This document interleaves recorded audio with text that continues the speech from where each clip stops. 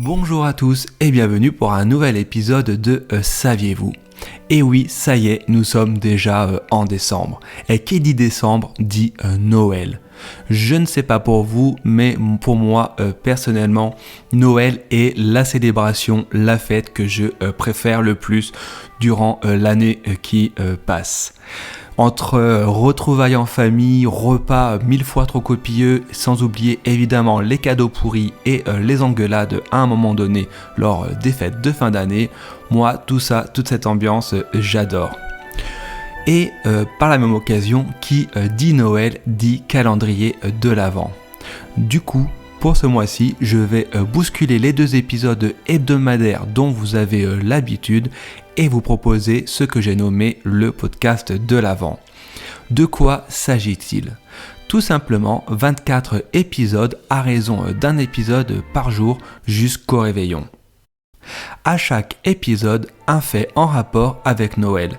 Alors n'hésitez pas à vous abonner dès à présent si ce n'est pas encore le cas pour n'en rater aucun. Je vous propose du coup de commencer dès à présent avec la couronne de l'Avent. Savez-vous d'où vient sa création et pourquoi ?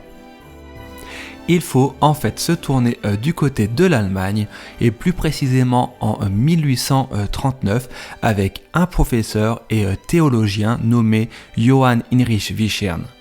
Habitant près de Hambourg, il avait fondé une institution pour s'occuper des enfants miséreux. Ceux-ci, à l'approche des fêtes de fin d'année, n'arrêtaient pas de lui demander quand était Noël.